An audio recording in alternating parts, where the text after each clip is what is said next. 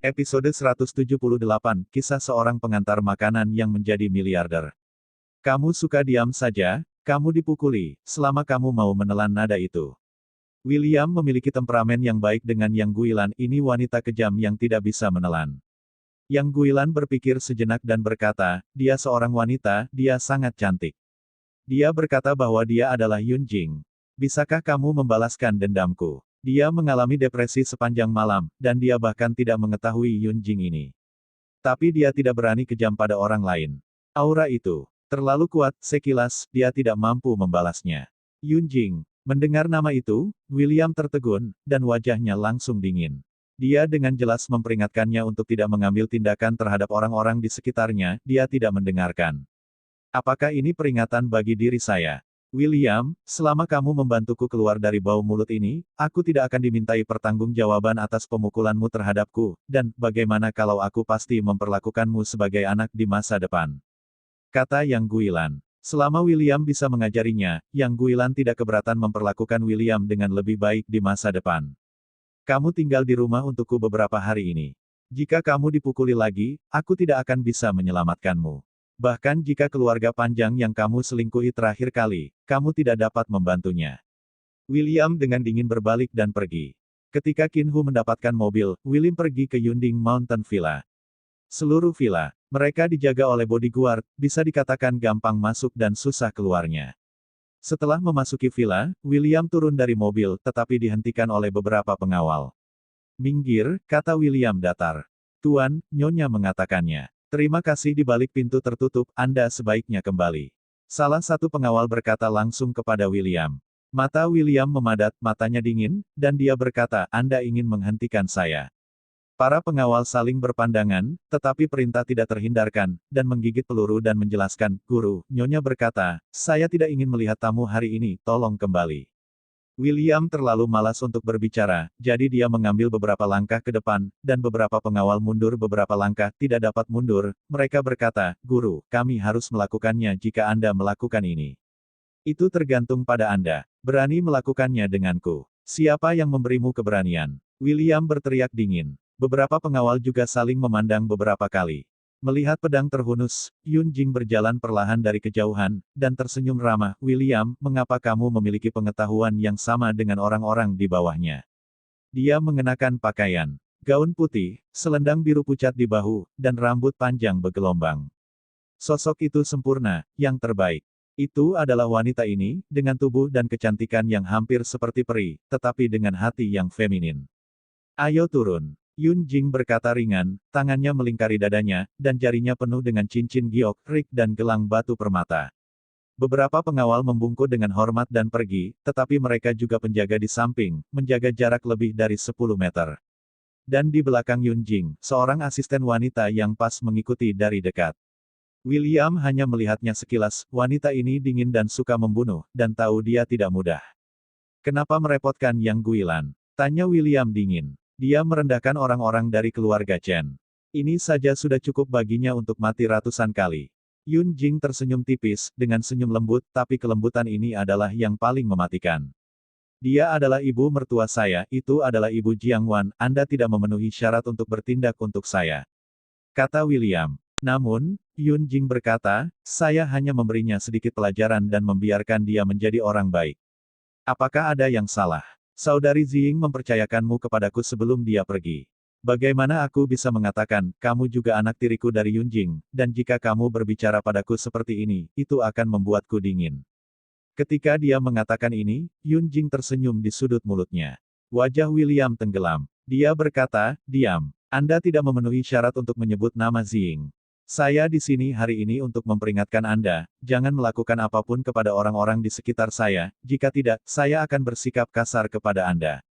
Begitu suaranya turun, titik merah. Tiba-tiba muncul di dada Yun Jing yang bergelombang, menunjuk langsung ke jantung. Nyonya. Tiba-tiba, sirene polisi di seluruh villa dikuasai. Cepat, lindungi Nyonya dan Tuan. Petik 2. Semua pengawal berjas hitam mengeluarkan pistol dari pinggang mereka dan berjaga-jaga. Lebih banyak pengawal, saat ini, semua bergegas keluar dari segala arah, menjaga Yun Jing dan William berputar-putar. Yang di sebelah, Yun Jing mengenakan celana jeans ketat dan wanita dengan kemeja putih dan sepatu hak tinggi juga cukup gugup untuk segera mengeluarkan pistol dari pinggangnya, dan moncong hitamnya menunjuk ke alis. William. William hanya meliriknya dengan dingin. Melihat wanita itu, momentumnya dingin. Lancang. Yun Jing berteriak dengan marah, menamparkan tangannya dan menamparkan wajah asisten perempuannya, siapa yang menyuruhmu mengarahkan senjatamu ke arahnya? Ya, Bu. Asisten wanita yang bertemperamen dingin dengan cepat menutup senjatanya dan berdiri diam di belakang Yun Jing, tetapi matanya selalu tertuju pada William. Selama pihak lain melakukan gerakan gegabah, dia akan menarik pelatuknya. Bagaimana dengan Tuan Muda William Chen? Dia melindungi Nyonya Yun Jing. Dia dibesarkan oleh keluarga Yun. Ada master seperti itu di sisi Anda. Memang tidak mudah untuk bisa masuk ke genting villa. Titik merah di dada Yun Jing belum menghilang, tapi yang dia tunjukkan adalah tenang dan kalem. Senyuman tipis masih terlihat di wajahnya. William berkata dengan dingin, Yun Jing, ini adalah saran saya untuk Anda, jangan mencoba menantang intisari saya lagi. Kemudian, William berbalik dan berjalan ke bagasi Mercedes hitam yang keluar. Dia membukanya secara langsung, dan menarik keluar seorang pria yang telah dipukuli dengan parah dari bagasi, dan menendangnya ke tanah. Tangan dan kakimu tidak bersih, kamu bisa menanganinya sendiri. Kata William. Yun Jing melirik pria yang berlutut di tanah, dia adalah preman yang dikirim untuk membawa Jiang Wan kembali. Kali ini, di bawah ekspresi tenang Yun Jing, sedikit kejutan dan kepanikan muncul sedikit. Dia memiliki alis yang indah, tanpa harus melakukannya sendiri, asisten wanita di belakangnya sudah berjalan. Ledakan. 2 pukulan. Darah mengalir. Pria itu langsung dicabut dengan satu tangan dan satu kaki, dan menjerit. Puas. Yun Jing tersenyum. William tidak berbicara, tetapi hanya mengangkat tangannya untuk memberi isyarat, dan kemudian titik merah di dada Yun Jing menghilang. Pada saat yang sama, di suatu tempat di hutan di samping manor, sosok hitam melintas. Tangkap dia. Tiba-tiba, lebih dari setengah pengawal dikirim ke seluruh manor untuk memburu musuh yang menyerang. Dan William pergi dengan tenang di mobilnya. Di kaki gunung, William menghentikan mobilnya. Di semak-semak di pinggir jalan, seorang pria dengan jaket hitam, topi dan topeng masuk ke dalam mobil. Mobil mulai dan melaju dengan cepat. Di dalam mobil, co-pilot melepas topi dan topengnya. Dia menarik napas dan berkata, tempat ini benar-benar tidak dibangun. Dengan begitu banyak pengawal Anda harus menambah uang lain kali untuk pekerjaan semacam ini.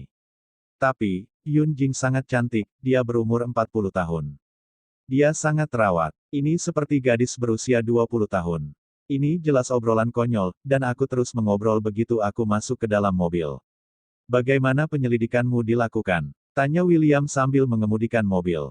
Pria itu bersenandung, dan mengeluarkan beberapa foto dan informasi dari pelukannya.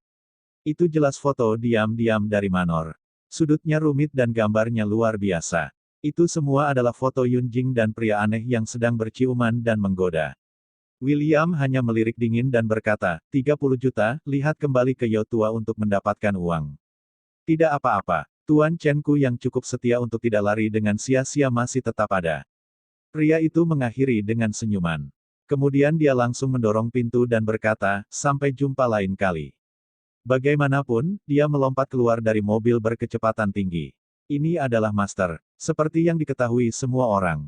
Setelah pria di sini melompat keluar dari mobil, dia terlatih-tatih ke rumah sakit dan berkata, sial, saya tahu saya tidak berpura-pura dipaksa. Mobil itu terbalik. Di sini, Yang Guilan sudah di rumah selama 2 hari, merasa tidak enak. Setelah memikirkannya, dia membawa tasnya lagi, membungkus kepalanya dengan kerudung dan memakai kacamata hitam, dan kemudian keluar. Hari ini, dia akan mengunjungi ruang pernikahan William dan Jiang Wan untuk melihat apakah mereka dapat menjual rumah mereka ke agen. Dia ingin membeli sebuah villa, jadi dia tidak bisa membiarkannya begitu saja. Longcheng House tidak mampu dibelinya, jadi belilah villa di tingkat menengah. Ketika mereka tiba di ruang pernikahan 70-80 meter persegi William dan Jiang Wan, Yang Guilan membuka pintu seperti pencuri, dan kucing itu masuk. Melihat furnitur sederhana ini, Yang Guilan merasakan sakit di hatinya. Mengapa putri saya menikah dengan sampah seperti itu? Sertifikat real estate. Yang Guilan berkata sambil tidak berkata apa-apa, dan mulai mencari sertifikat real estate. Selama Anda mendapatkan sertifikat real estate, Anda masih memiliki keputusan akhir. Setelah lama mencari, dia akhirnya menemukan sertifikat real estate di laci mereka. Yang Guilan dengan senang hati memegang sertifikat real estate dan menciumnya. Hebat, saya menemukannya. Dia dengan cepat memasukkan sertifikat real estate ke dalam tasnya dan akan pergi ketika dia tiba-tiba melihat sebuah kotak kecil di sudut laci.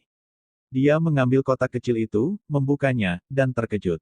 Betapa indahnya gelang giok. Biskilas, Yang Guilan tahu bahwa ini pasti bukan gelang giok biasa, sangat indah. Jika ada orang lain di sini, Anda pasti akan menemukan bahwa gelang ini adalah batu giok hijau kelas atas dalam kaca, terlihat transparan dan indah, dan tidak diragukan lagi adalah yang terbaik dari yang terbaik. Apalagi gelang giok kaca ini juga diukir dengan nama seseorang, Lin Ziying.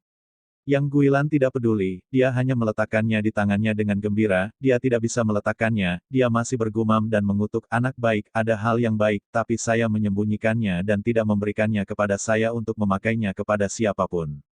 Milik saya. Sekarang, bersambung.